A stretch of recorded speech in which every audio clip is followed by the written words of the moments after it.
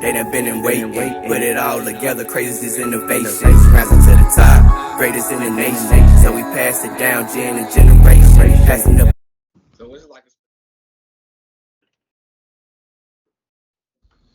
This book is full of a lot of examples for every. um, all right. All right, welcome to this part two of Hidden Potential, where we have Generation X, Mama, Generation Y slash Millennials, however you want to put it, and Z or maybe Millennials extended. Welcome, you all. We're on part two. I'm gonna have to put my glasses on for this one so I can see. Do I like a teacher? All right. So who's gonna start? You want me to start? Who's gonna start this? The intro. Let's talk about the introduction of part.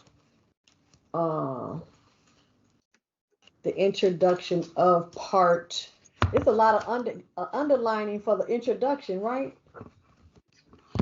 That's not even chapter 4. It's just the introduction, correct? Yeah, explaining scaffolding and how he split up the explanation of scaffolding is what I highlighted. Like just Yeah. and Tetris. I highlighted Tetris. I like the Tetris part. I wonder how true that is. Yeah, So, need what to did give me y'all a like Tetris about the game. introduction? Huh? So I need to give me a Tetris game. No. But like I don't know, I guess like certain things in your brain kind of relate but are unrelatable. Like things that you may do that you don't even realize is helping you on the other side of things that you may be going through. So, what's the definition? It said scaffolding to overcome obstacles. So, anybody want to read that first sentence? Have to any goal, roadblocks are inevitable. When we run into external barriers, they often take an internal toll. The daily grind starts to bore us and eventually burns us out. Stagnation leaves us discouraged. Difficult tasks lead to failure, dejection, and doubt. We begin to question whether we can bounce back, let alone move forward. I mean, that's deep right there. And scaffolding is a temporary support structure that enable us to scale heights we couldn't reach on our own. So, what am I hearing? What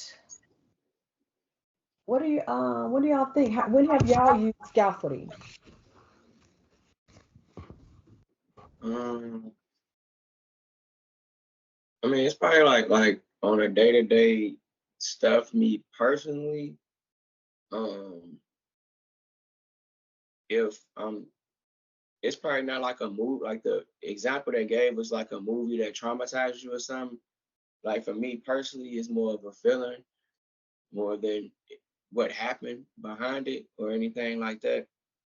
So like even like on a day-to-day stuff, like of course I make music, so like doing that kind of like gets me off subject of it or give it do it or playing the game, like things of that nature. It it kind of winds you down in a way where you're not actually, I'm not gonna say forgetting about it, but you're not stressing about it, if that makes sense.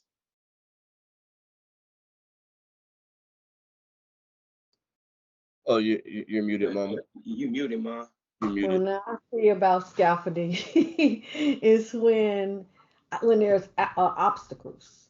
So you probably looked at about the Tetris about forgetting about certain, but also okay, what can I do when I have an obstacle? What type of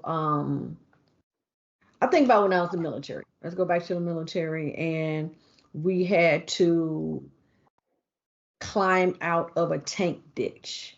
I don't know if y'all know how big a tank is. So so a tank can end up digging a ditch. And it's like it could be like 4 people's tall, and you have to climb out of it. So what do? We use each other to build each other up to move forward.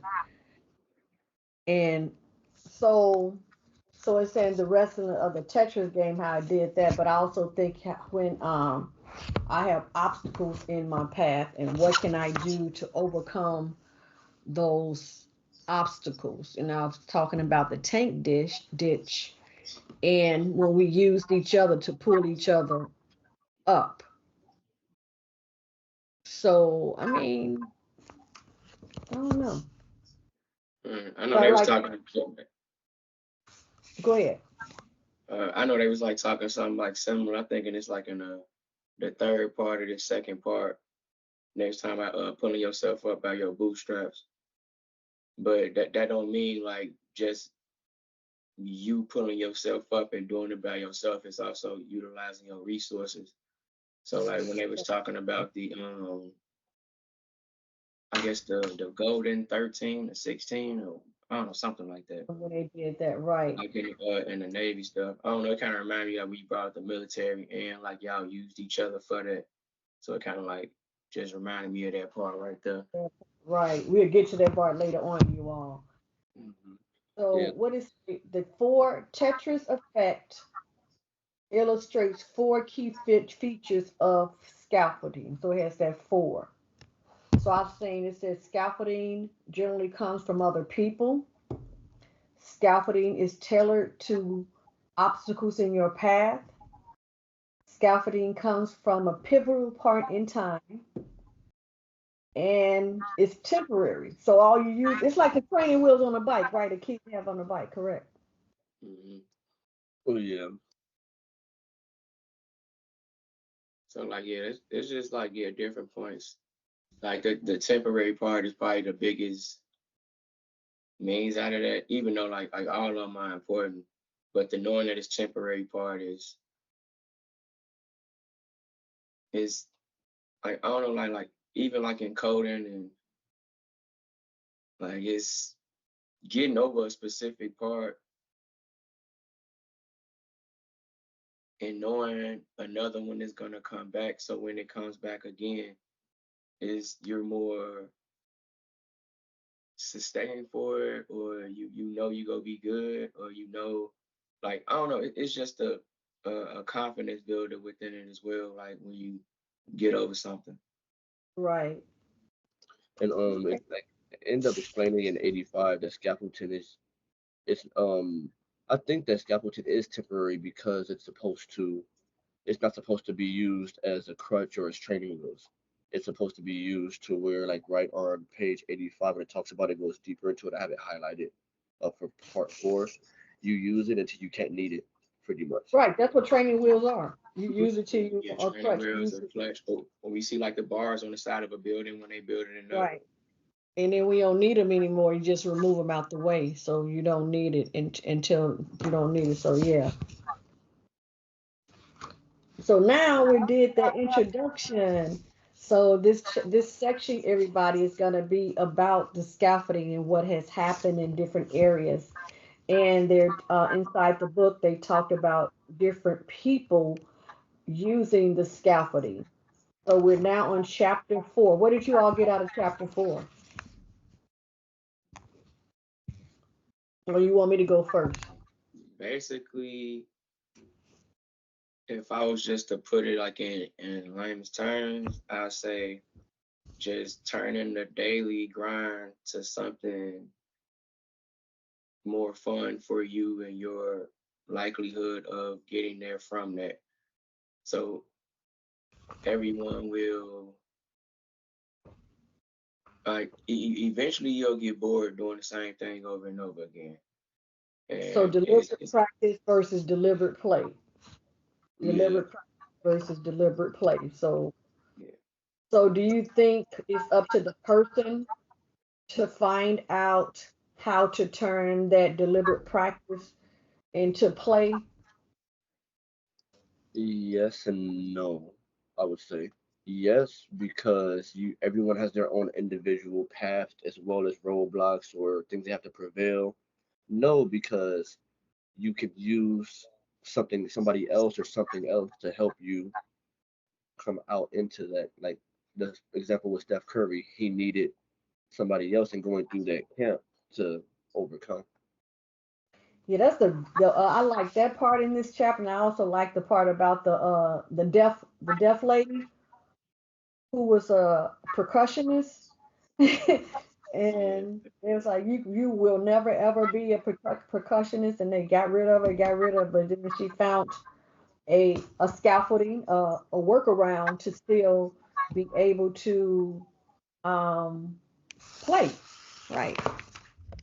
And Dang, I it, forgot my. it's crazy with her too because like obviously it's crazy like if you play music but you can't hear it like that's like that in itself is like crazy. But I don't know if it was in this chapter or the next chapter, but they was talking about her as well when they said that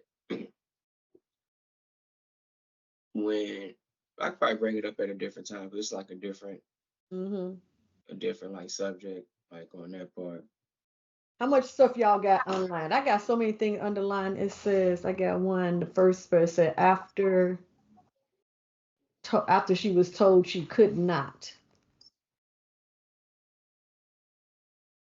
Oh yeah, yeah. This is the part about they was talking about the learning style. Listen, again, the learning style is right. She had no choice but had to adopt a different learning style. And I'm thinking about that, especially I'm planning since I just recently was diagnosed with ADHD. I'm playing back in my head on how I did do a lot of workarounds to complete a lot of things on the education side. People think school came easy to me, but I worked. I worked at what I need to work at. I've always found ways to motivate myself. I always found ways to do something different. That's why we dare to be different in doing certain things. Um, and when I studied, I would read everything and highlight it. After I highlighted, I would go back and write what I highlighted. After I write what I highlighted, I will put those on cue cards and then study that way. So it might have been a lot of extra stuff that I had to do to get the information. And then I will go back and play in my head the movie on what the teacher was saying to understand the stuff. So he was like, "Oh, it's really easy." No, I had to work at doing certain things in on the educational side, but I thought it was normal. Yeah, I'm gonna I, say like a lot of people probably do like a lot of normal scaffolding and don't even know. Like they say, common sense ain't common to everybody, and everybody got different common sense about it. So yeah, like it's like it's easy to you, or you just do it. Like, but maybe you're natural in this subject or expertise of how to do that more than somebody else. So, but it might be vice versa for them. And another thing though, People say you make it look so easy. I'm like, trust me, you just seeing the tip of the iceberg. That's all. You just seeing the tip. I'm working. You just seeing the tip of the iceberg on certain things. So yeah, I like that. but yeah, it's basically like yeah, like you said, like we did in high school. Like math was easy to me. So I go to them for these subjects or these for these subjects and basically using each other on there because like I'm good at doing what I'm good, you doing what you do. Like everybody just basically pulling your own weight, like in so many words, and transferring the knowledge to each other. Like, cause I remember one thing when I was watching with Curry, Curry got like besides Kyrie Irving, Curry probably got the second best handles in the league. Like he known for his shooting, but he can like he can handle that rock. Like he cold with it. And one time I seen a video of him and he was dribbling the basketball and somebody was throwing on the ball, he was shooting like that. It's probably the person that was in the book he was talking about. But he was dribbling the ball with his left hand and he'd throw him the ball and he'd just shoot with his right hand. He'd just catch it like this, shoot with his right hand, shoot with his right hand. So I'm like, that's why he could shoot off the dribble so good because he know how to shoot while dribbling, like literally while dribbling. Like so like after dribbling and throwing it up, it's probably like second nature and easy for him to even do it. Like a lot of people say like the good teams, like the New England Patriots, like when they was winning all the championships, like they said practice was harder than the actual game because it was yeah, I guess like then you got to coach in your ear all the time too. Like I'm pretty sure like they're in competition between peers trying to get each other better and everything like that. But yeah, like everybody from like dynasties like that, like they said, like practice was harder than the games. But I like when it was talking, when you saying practice, and when it's talking about how Mozart and going on back to the music side with the deliberate practice and the deliberate play, and talking about that 10,000 hours. I read a book a while ago. It talked about that, and how after you done okay, I think you need to do some type of deliberate practice to get the foundational knowledge. Period. You have to do that deliberate practice to make sure that you're understanding the foundation. So now, after the boredom might end up happening, what would you do to keep the fun in it, to make you still want to do it? Like how Michael Jordan said that he would stop playing basketball when it stopped being fun. So he had to figure out a way how to make that deliberate play to still be there to continue to have it. And even if you, like you said in the book, even if you are competing against yourself, what are you doing to show some type of progression?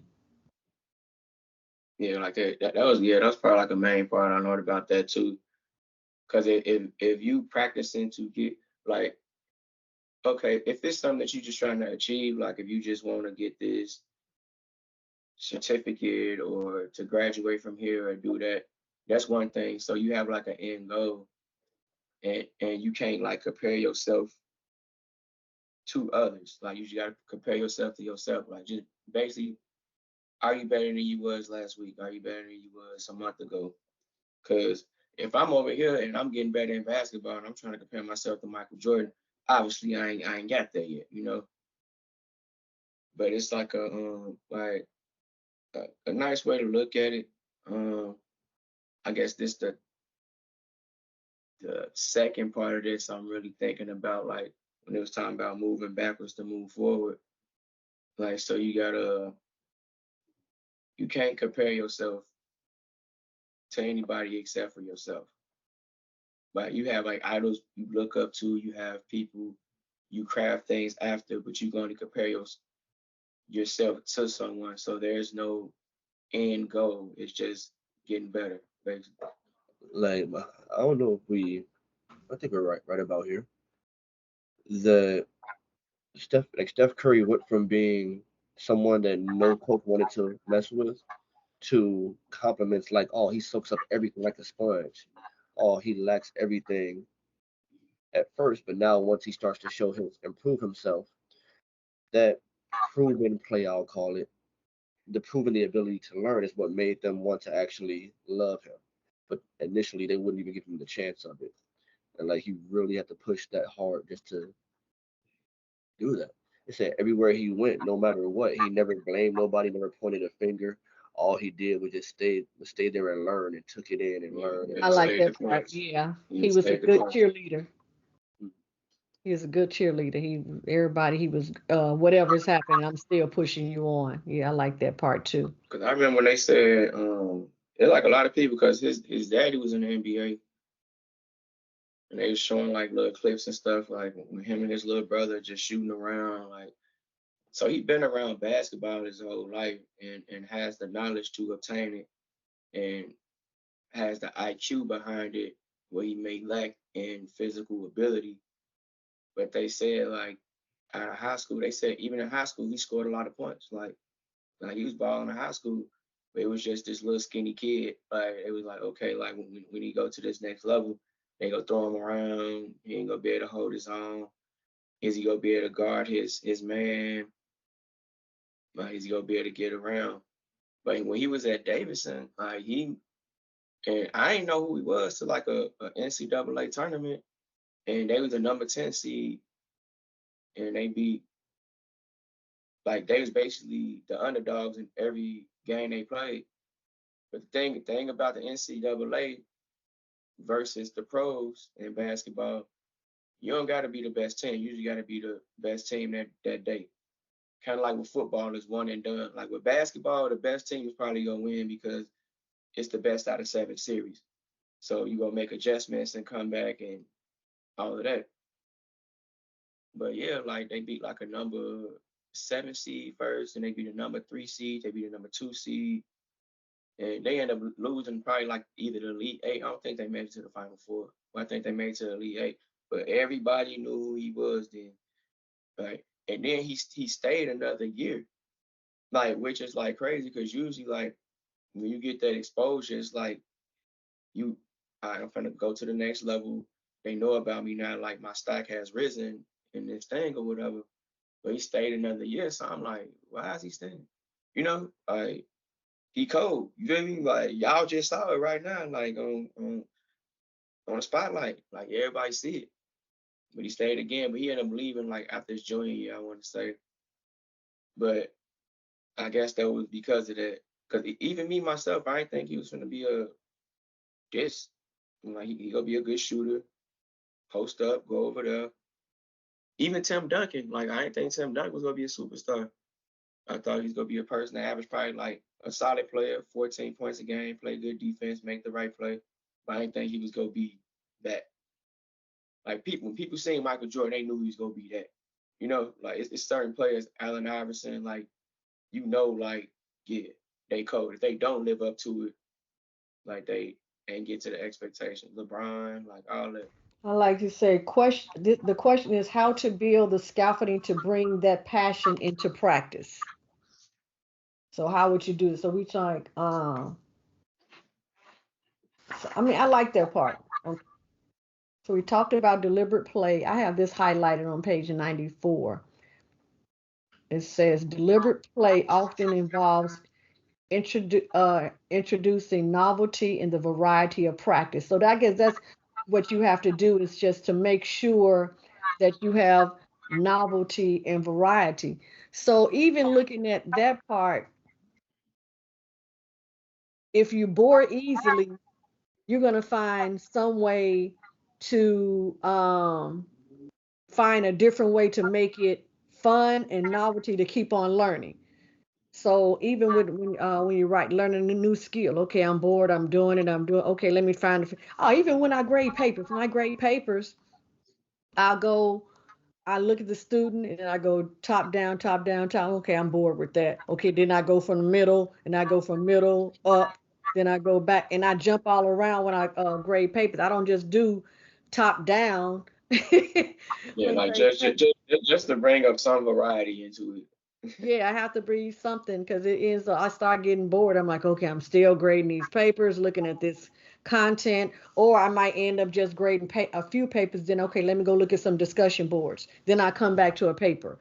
But I don't grade one assignment for all the students at one time because I get bored on what I'm reading.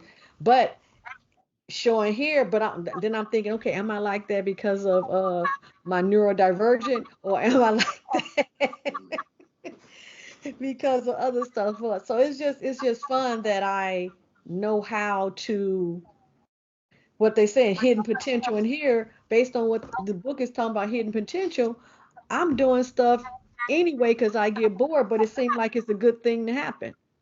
It's talking about like taking breaks and things as well. Like that kind of like bounces off that idea as well. Yeah. Even take a break is switching it up for a little minute. So I say, how can you switch up and create play out of the things you need to do? That's where it comes in that you have your stuff you need to do. So who is there talking about? The guy who he didn't want to dribble, so they had to find something else for them to do, even though they like shooting all the time. But the stuff that they didn't want to do, but they needed to do, he had to end up switching something up to make it more of a play instead of a practice, so it wouldn't the novelty wouldn't Yeah, be. yeah. I think that's a dude who end up ultimately being Steph Curry's like trainer.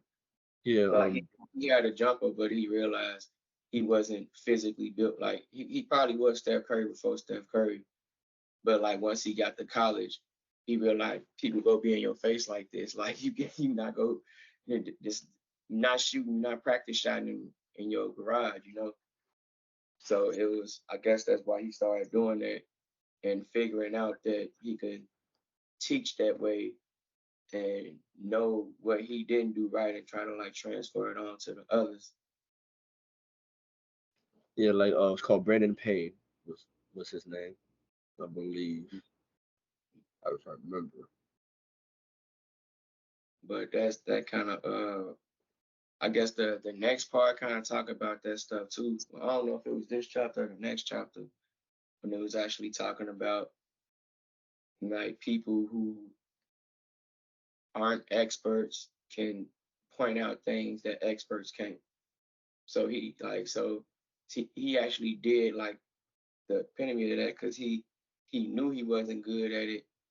He thought he was good at it, but wasn't good at it, and then end up turning it into a way to make other people actually good at it. So Yeah. even like Michael Jordan, like he sucks as a GM. Like he's not a good teacher.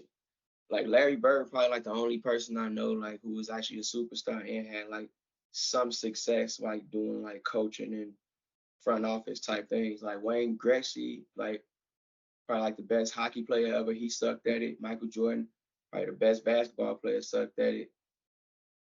Like it's not And they like how even said in here, somebody like Einstein was a terrible professor. He was good at the law of relativity, but Einstein could not teach class. So he was even a terrible instructor. So he could not even come back on that part. So yeah. because like the better you are at something, like I said, like the further you become away from the unknown part of actually starting it off and everything. So like I kind of think like that's why I was a good like I guess mentor like at like when I was working at USA. Like for the first like 4 years, like every time it was somebody new or an intern, like they had me like teach them because like I didn't go to school for this.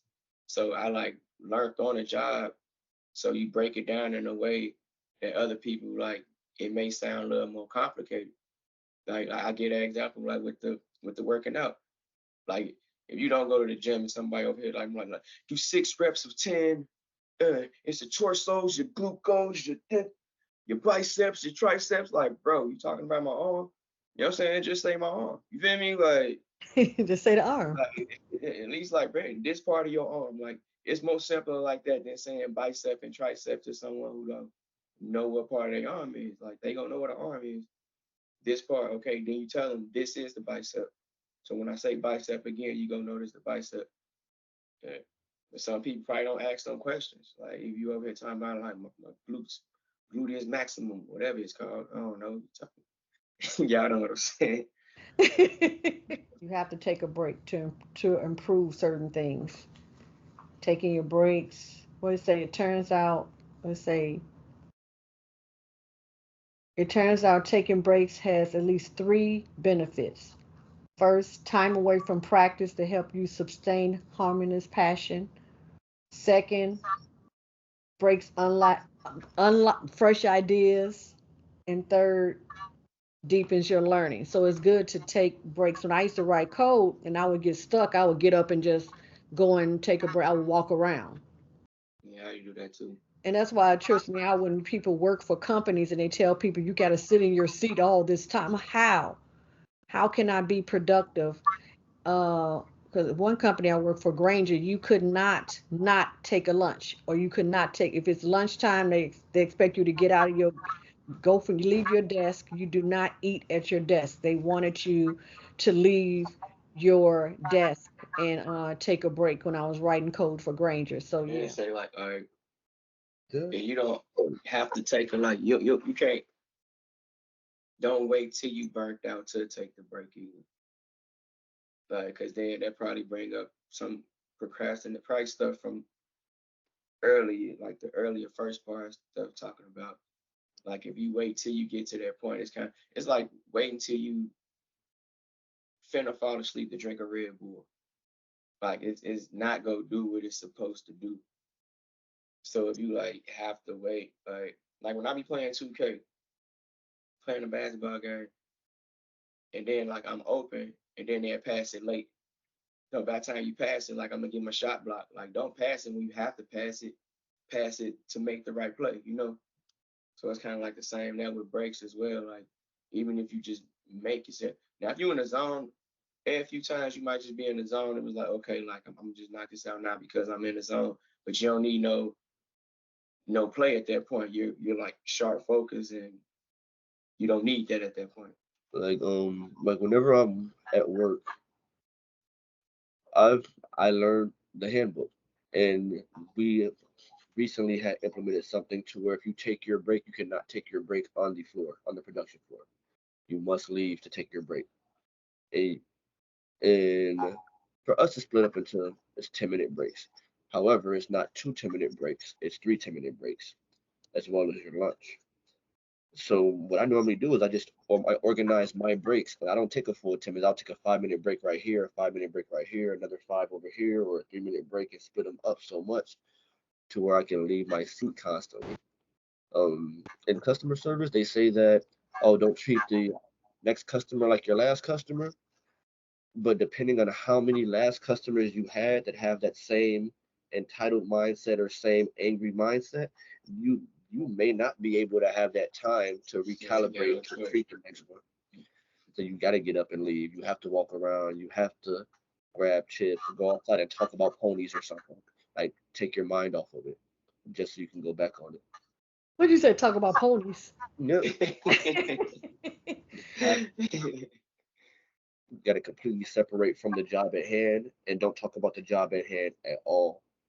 And then come back to the job. And they talk about that in here too. When you take a break, you might end up doing some total opposite. So if your job is logical, most likely you take a break to bring back what you need. You're gonna do something creative. Mhm. So certain you go off the full beaten path. So we're now in chapter five. Chapter five, right? Getting unstuck. Chapter five. So what do y'all think about that chapter? Like my main thing in this chapter was the backing up the move forward part. Um, like basically, like not like, and I guess they kind of go hand in hand as well. Like if you got to do like the the play thing, you have to move backwards in order to move forward. So like even when I was working and everything went over from using JSPs and Wicked to React. So everyone has to learn this to do it better in the future, but you still have to slow down at first. Like it was given that typing example. Like I don't care how fast you peck, you could be the fastest pecker ever. You're never gonna be able to type like someone that just does it off memory and typing. So if you pecking, okay. So when you first start on your home keys and doing the thing, trying to relearn it again, you're not gonna be typing as fast as you was when you was actually pecking. But over the long haul of it and the longevity of it, it'll basically prepare you for it and to actually do it at a faster pace. You talking about pecking? I think your grandmother did over 100 words a minute typing, and it looked like she was just banging on the keyboard, but she was actually writing letters and words and stuff. I'm like, how is she doing? And it didn't seem like she was just up down just banging, but she was actually her fingers was moving that fast. So like, I'm like, how did she do that? Yeah, I like this chapter. It talks, like you said, it talked about the guy with the knuckleball. He went in You've seen and it though, man, before. It looked funny. huh? That's how you do it. That is. Yeah, like it looked funny, like because usually like people they throw it like this, but it was Uh-huh. like it just looked funny. Yeah, yeah. But he Ari, had but he had to lose money in order to gain money. He had to go backward to go forward. And I like how it said your mentors might is not one person. You are creating your path of mentors who you're talking to. And I like one thing is like picking your who you don't ask somebody, can I pick your brain? How does that sound? Like tell me what was it said? Say Yeah, it's that was I think I highlighted that part too. It was like basically just drop gems, or what was the word for it? It wasn't gems. It was He like said instead of slaps, big asking to slaps or pick the something. brain, ask them to Harpoons. retrace their route. He said, do Yeah. not, instead of asking to pick their brain, you ask them to retrace their route. So, so I like that part on what is his name? A.R. Dickey. Is Yeah, that it? R.A. Dickey. R.A. Dickey, He implemented the the knuckleball and made it pop knuckleball. Right. because he had a torn ligament in his arm to where he would never. They say he would never have the strength or power Mm-hmm. at that throw to compete. Like his peak for a fastball was going to be his peak. So he had to find a way and learn things more in a straight line and learn how to do that knuckleball and know how to throw it. So now, other than going straight, he don't have to use as much strength, and the ball does this. Mhm. The ball swerves around before it Yeah, gets you there. see it, like it's hard for a hitter to hit it though. Like I didn't seen it thrown before. Like, Right. a Okay. lot of people like kind of like a change up pitch. That's basically what it is, a change up. Okay. But they coming in, but they knew he was gonna do it. I'm like, wow. But like Uh, you don't know which way it's gonna go. A fastball, you can time it. Cause like the hardest thing to do in sports is probably hit a baseball. Like for real. So like, and you got hand eye coordination, and you don't even know the pitcher don't even know where the ball going. You know, like Uh, they said, like even the back catcher had to get a bigger mitt because they ain't even know. I think that if every batter had intrusive things to where they're used to a fastball, they want a fastball. They're impatient because they're used to the fastball. So as soon as they think that ball's gonna it's right there and they think it's over that plate, it's not even halfway there yet. They're gonna swing and that ball didn't even go across it's gonna yet. be gone. I underlined the quote on page 107 at the bottom about the rut, talking about the scaffolding. It said a rut is not a sign that you've tanked. A plateau is not a cue that you're peaked. Not a cue that you there are signals that may be time to turn around and find a new route. So I'm like, okay, and that happens in life, period. I'm like, with me, because I asked, okay, what has this happened in your life? And I say, if not, keep living. But because it has happened, as I remember, I writing reason like people say, well, why you stop writing code and start teaching? It's just when I write code, it's about creativity, and my arms would start swelling up. So that means what happened in the military, me covering their carrying their rucksack, my back end up. It's the pain is there now. So whenever I write code, I'm thinking, and then I guess whatever electrons or nerve endings will happen would inflame my muscles, and my arm will swell up, my shoulder will swell up. Teaching, I'm still doing the same thing, but it's knowledge that I know already. So I'm really not recreating any type of knowledge. So it's not no a lot of it's not a lot of what is it called? It's not a lot of thought process into it because it's automatic with me versus when we write code, that's That's not that's kind of automatic.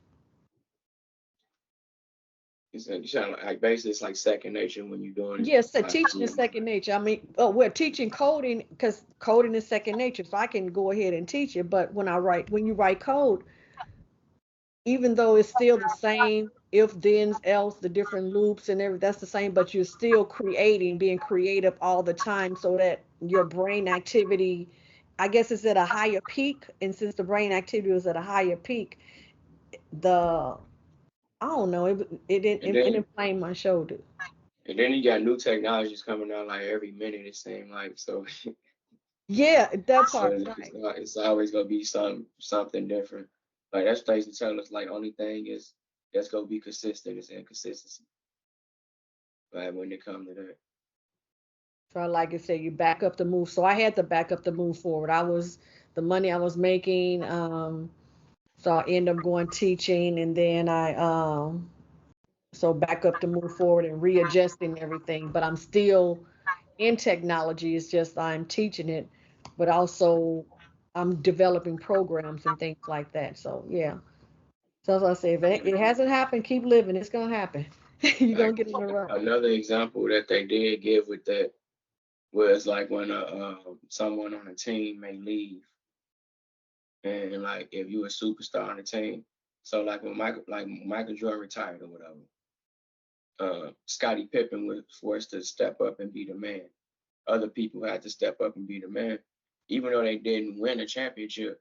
But when he came back, they were better. Everyone was better. So even Michael Jordan wasn't even like as athletically gifted as he was in the first three-peat. He was smart on this one and did different things and didn't have to do as much because these different players, like they already like know what it is to be without him.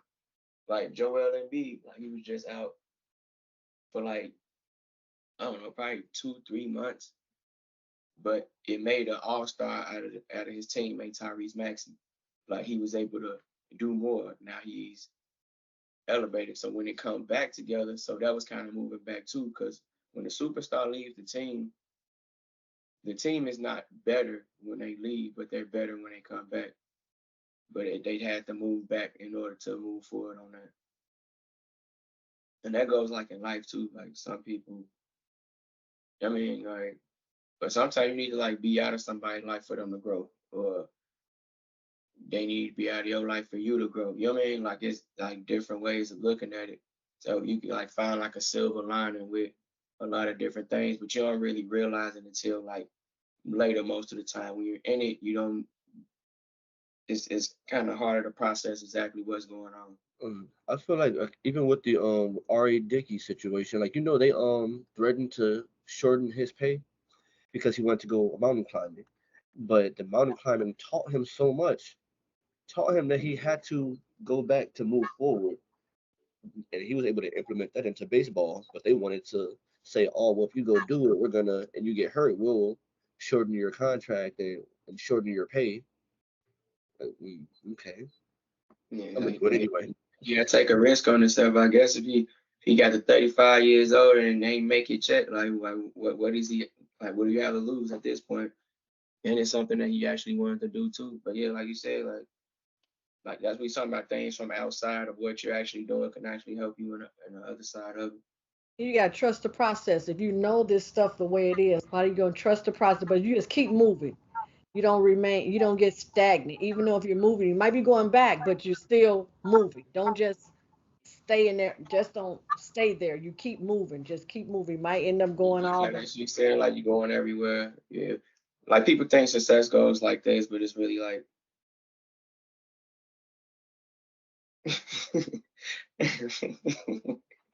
everything. Like even me personally, like if say for instance I'm going home and it's 3 miles up this street, but it's traffic. But it's 6 miles this way, but it's no traffic. Like I'd rather take that road. So we talked about those who do can't yeah, those who can do can't teach. We talked about that. So I said Yeah, writing your own. Say again. yeah. I'm saying the more you know, the harder it is for you to fathom what it's like to not know. Right. That was like the main thing I got out of that one. And that's the hardest thing to do, even now, even though I say I teach coding, I still have to go back to remember how it was the basics. You dumb it down. I mean, yeah, I'm gonna say that, but yeah. Yeah, I was like, yeah, I'm like, okay, you do the if statement. They look at me like, what are you talking about? I don't know what you mean by the if statement, and certain things like that. And even in when I try to show them myself function, it's a function, it's something that you're gonna do a function over and over. And people look at me, I say, okay, back in the day, we had to write the code to print. Now all you do is press the button. So pressing that object on there, that's the program behind that's It's having an you print. API that's doing it. Yeah. Right. So times you got to write your learning from multiple guides. It allows you to write your own guidebook. I like that part. And this picture right here, Okay, we both go. That one. yeah, Uh-huh. Yeah, well, it's basically say like at the top it feel like you just going in circles, but in actuality you coming back to the same thing, learning something different. So technically you not, well, you are going in a circle, but it's not in the same spot. Like it's going up a like going up a ramp in a car garage or something. Some type of Like you're going in progression. circles, but you're going up. Progression is happening. Yeah, and you probably don't even notice. Like a lot of people don't notice what progression that they got going. Like, and they can go for like pros and cons in certain ways. Like I said, like it's hard to see it when you're actually in it. Like it's usually like the moment of reflection where you can peep it to help you get better in the future, noticing when you win it again. But when you win it again, you peep it more, but you still not in it in the way that you're not peeping it like you go peep it like a year from now or later Right. on down the road. When you're going through the forest, you don't see it, or when you're going through the swamp, you don't see, until you get to the other side, and you're like, okay, yeah, I did that. Yeah, and don't even know like that, and that kind of goes into the expert part of it too. Like if you done been through something so many times and somebody ain't been through it, you're tense like the expert or the Michael Jordan of this. So the further you were removed from it, you forget exactly how it was to be in it as well. Like when I was in school, like I probably stressed out doing all this stuff. Further I get away from being in school, like man, just do the work. You know, like just do it. Like And it's that and easy, you that's know. one reason why I try to take a class every so many years so I can remember how it is to be a student. To be a novice or something again too. Yeah, right. I do that on purpose. So I can still relate to the student with understanding when they doing time man. I mean, but think about, I wouldn't want to be a student now because there's so many distractions. If you don't remove that phone out your way, if you don't remove that social media out the way, that distraction. We didn't have that all of that distraction. We had it, but not all that. It's a lot of constant stimuli that's happening that will distract. So you have to find ways, different way to not be distracted. But yeah, I attempt. I tell students, I'm like, put your phone down. When you're learning something new, I understand. Now I'm looking at this this running on empty section that's right before that. And basically all he did was talk about how he was running on empty trying to write the section. I know, right? Like I'm trying to write this, and I was like, man, like right now I have to go away and get back, but I'm running on E. I don't even know what to say right here. Like a whole like page and a half of that. Like I'm thinking he's finna get to a point. Like, I have to go back and read it again. Like, hold on, I missed something. Like, okay, like maybe he's like it's a comic way of like putting it as well. I guess that's another way of putting stuff out there. Guess he was doing this fun stuff with this as he's teaching it. You know what I mean? Which is like the teaching part. Like I like that part as well. Like how you become better at something when you teach it. So like even just like when I now used to like tutor and let's stuff, move like it. it's certain stuff I didn't even know I knew until you start teaching it. And it's like, So oh, now let's move on to chapter 6. So chapter 6. So that's what we're gonna go on to chapter 6. That's gonna happen in that part on the teaching. Chapter 6, defying gravity, the oh, that art was okay. of Oh, flying that was by chapter six only. Yes, so now we can go ahead and talk about that part now. So go ahead. I didn't know, but I wasn't even looking at it. I was just talking from some stuff I had remember. I'm looking for a quote or something now. I know. Yeah, like with the schooling each other part. I guess with the I guess that was kind of with the. No, this ain't even with the Golden 13. This ain't even there. Okay, okay, they brought it up in this chapter too, like schooling each other. Yeah, Okay, those so who I teach, know. you teaching when you're learning. And that's what I do in my classrooms. I always pair people up and have them teach each other because that's how you are learning.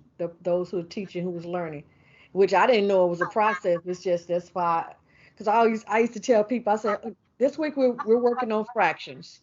and I need to pair you all up. And this, I will have them role play. I say one person needs to be a third grader, and other person is going to teach the third grader on how to do fractions. And I tell the person, I say, guess what? I need you to act like a third grader for real. I need you to Like for get real. role. I need you to get in that role, and I need you to ask the questions that you think a third grader may ask based on this particular topic. Like, so what's a denominator? How do I know what a denominator looks like? So they end up teaching. So that's how I used to teach certain subjects that would be hard for my class. I would have them teach somebody like you teaching a novice. So I would tell them to get into the role. They had to get into the role. And that kind of make it like the fun part too with the learning part as well. So it kind of like goes together in a type of way too. But I know like I was looking at this one thing, I guess when they had I guess it was some class, and he said like all he did was say that for one question on the test, you could ask somebody something. Like you can actually like basically who wants to be a millionaire lifeline. And he said every year the scores got better and better in the class. And he was like, the test ain't get hard or anything, but when you know you gotta ask somebody for help on something, you have to know what everyone knows. So that kind of goes in the same thing of like even like on the bootstrap thing, like knowing who's good at what, but and knowing who's good at what, not only is like is it getting your circle better and knowing how to exactly use your resources, it's actually teaching you as well. Because how do you know this person knows this? So you have to know it. And how you know it might be somebody that's BSing, like you will have to know that as well. So it'll help you get strong in building up on everything. That's why I tell people. But everyone moved up together though. Like people think of like it as a competition when really you supposed to be moving up together. It's enough food for everybody to eat. Like you don't have to break me down to bring yourself up. Like everyone The can rise competition together, is with yourself. You're competing with yourself, not with not anybody not else. with anybody else, right? Unless you're playing pool or bowling or basketball or something. In life like that. I mean, even that way, you're really competing against yourself on getting better, but then you're getting better, but you end up beating them. But it's based on you competing and you're getting better than your last person that did Yeah, something. but So, yeah, that's why they say like you can't compare you to them because maybe they had a bad game, maybe you had a extraordinary game. I hit 6 threes today. I don't never hit 6 threes. That don't mean I got better. Like maybe this person won guard me today, or they had something on their mind, or it was an aberration. But yeah, like actual yeah specific competition part like doesn't really gauge you as good unless they're like significantly there and consistently over you. That's like if you 10 years old and you're playing with high school varsity teams, you're automatically going to get better and you're going to see your progression on how you prove yourself against them. But like once you get to that level with them, unless you're playing against NBA players, like you don't have a gauge of it. Like it's only about like, are you better than your last self? what y'all like about the lady? Is it in this chapter the lady who was From the mountain lady. yeah, the mountain lady?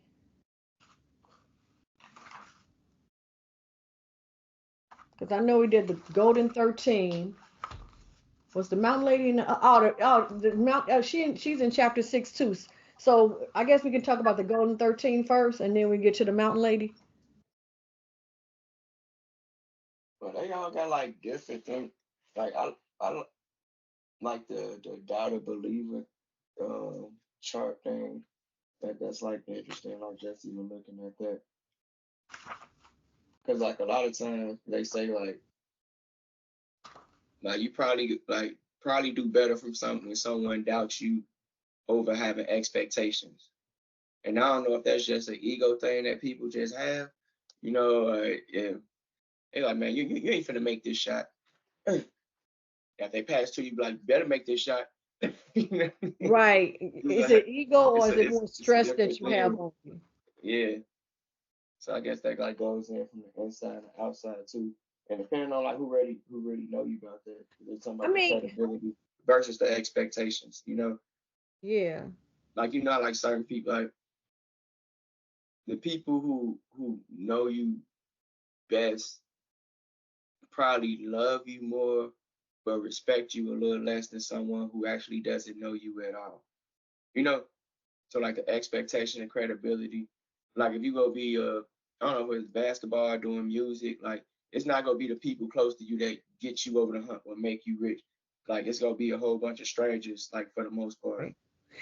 And that's what I laugh at. I ain't gonna say laugh, but I was like, when I hear people tell me who end up saying they end up posting on social media, the people who know me, they'll never support me in my business. And I'm like, okay, those are not the ones that's gonna catapult you further. So why are you even complaining about that? But again, they don't understand the analogy that we're talking about. But I've always, I'm like, no, I don't. I mean, let them be there. Let them not support. That's fine. I don't really care. But the people who are going to support me is those that's not in my inner circle. It's going to be that person at that fourth or fifth degree of separation and a push that's going to catapult me further. Yeah. I mean, it's crazy like that too, because people actually like even like rappers be wanting like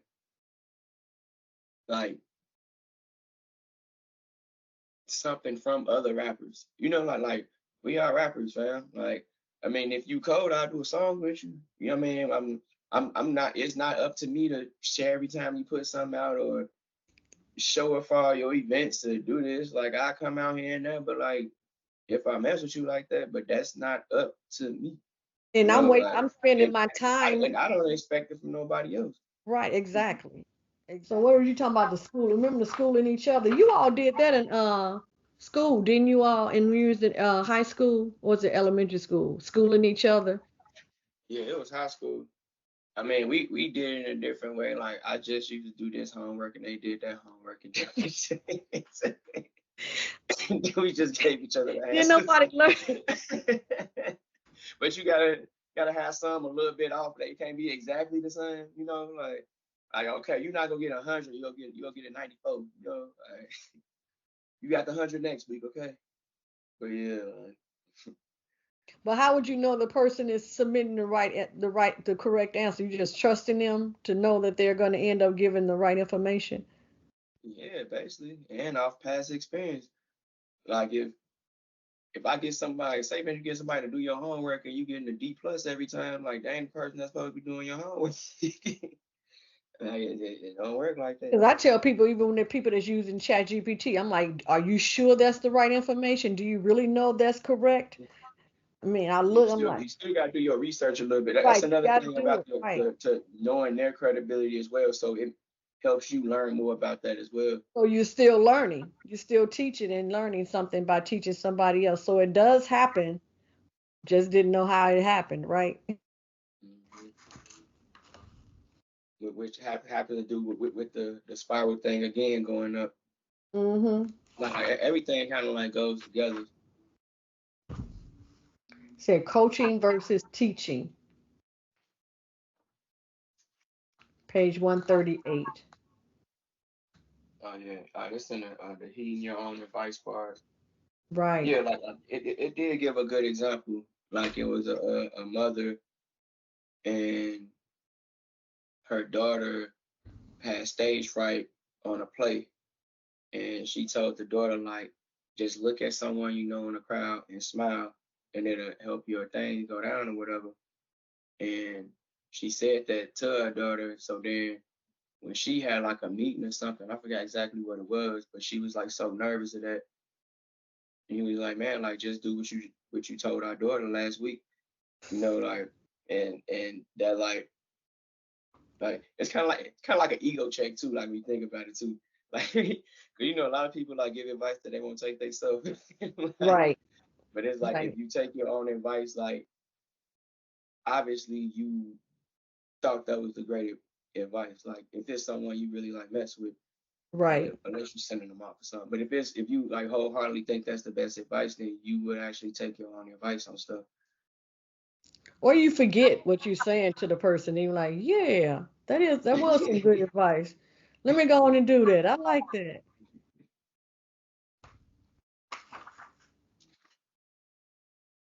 The Mountain of Doubt. That's what the Allison Levine lighting the spark. I like when it says they were talking about how when was it this chapter or was it the last section?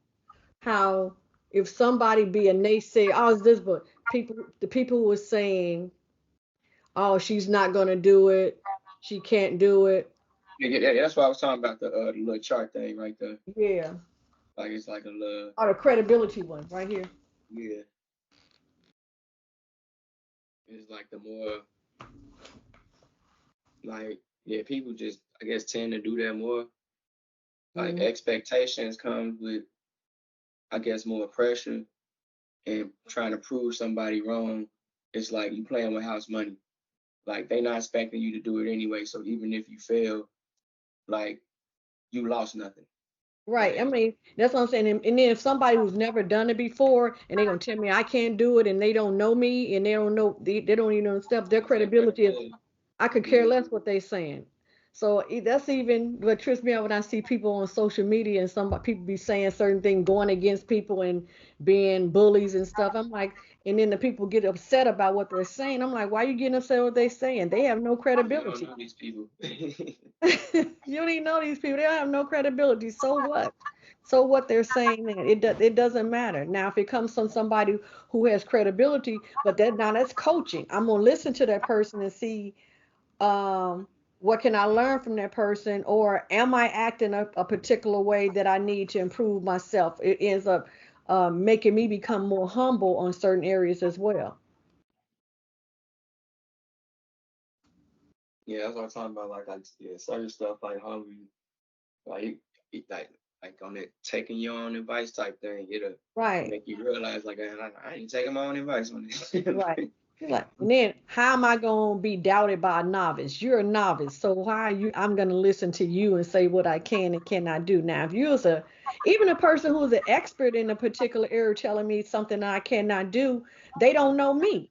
So how are you going to tell me what I can and cannot do? Yes, you can say certain things on what you did, but if you don't know me and my potential, you really can't say anything. So I really don't care what anybody say. So Like when reading this chapter, like for those parts, I was thinking more about social proof and authority, because a person that knows nothing, they can get that knows nothing but has social proof and authority.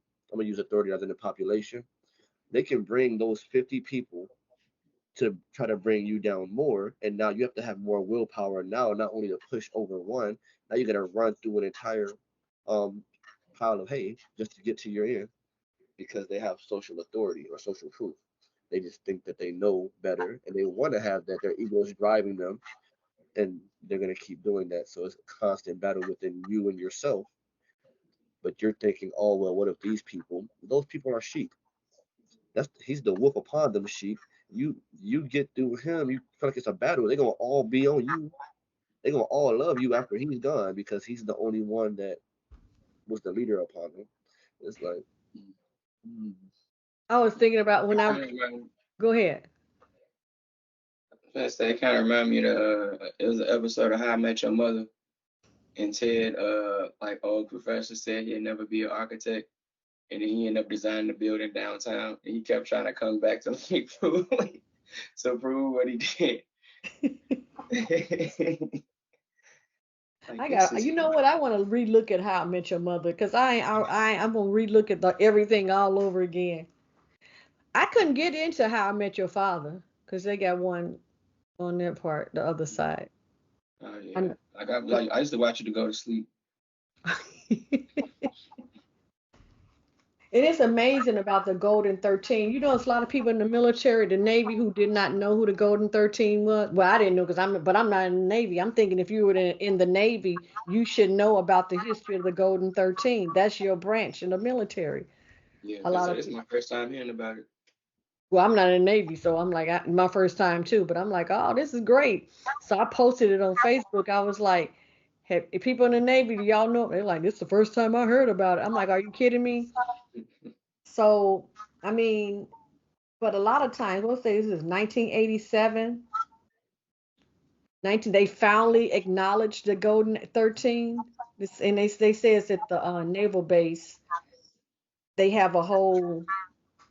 Do they name it, or did they had a So 87, that's like further. Yeah, cause this was like in World War II or something like right? So 1944. that. So 40 years later, they acknowledged them. Yeah, they've been Half of acknowledged. half of them was probably dead already. Probably so. Like, Probably man, so. what you gonna do it now? Can't get no But they end up recognition. working it. I like how they did it. Each person taught a separate area to the other person to master that particular area. They weren't getting taught by the people that were supposed to teach them because they wanted them to fail. They was like, that's Yeah. okay. Once they realized that, because they said like they held each other more accountable than the actual instructors and stuff. I guess you like need that too, like when people like hold you accountable, kind of like a workout partner in a way. Right. Like or even reading this book. I had to read it before we started doing this, you know? Like I learn stuff like that. Like you at least like you got like a like a workout partner basically. Mm-hmm. So that's the end of part 2. I'm excited for part 3 because they're going to talk about the different type of systems of opportunity and how to use and implement these systems to build the hidden potential. So I'm extremely excited about part 3. And Like, then it kind of moving. like makes me feel, cause like part 1 and part 2 kind of go together in a way, but you have to know about part 1 for part 2, and it just feel like part 3 is just gonna be how to notice it, if that makes sense. How to which it? How to notice it. How to notice it? Okay. Like I ain't looked at nothing already. Like I'm just thinking because it's just like systems of opportunity. So if they saying like the bootstraps, using your peers on stuff, using each other, knowing how to make stuff fun, make yourself better. Like in my head, I'm thinking it's like just noticing when to use what, noticing how to do it. I might be wrong. I was just looking at them 3 words. That's all. Oh, okay, because they have several actions I have for no idea. impact. I might be way off. They actually, I think I'm gonna be happy to read this next section, and then when we read the next section, what I want you all to bring back to the table for part 3 is how can you apply it in your life in order to catapult forward, based on what we did and read in the book, and also learn what we learned inside of part 3. How can we apply this to our lives to move forward? So yeah. You probably need to have like different like categories then, because there's certain things like even when they say like not caring about what people think, that might apply to this part of my life, but in this part of my life I may need to care like you may need your boss to think a certain way, like certain But stuff. then Like that goes into other books that we read, the fifth law that brings other stuff. Yeah. Like just knowing when, like that's what I was thinking. The system opportunity, like just Yeah. to like giving you the tools, like knowing how to use it. Like I know how to use a hammer. I know how to use a screwdriver, but I'm not finna use a screwdriver for a nail. Right. Exactly. Exactly.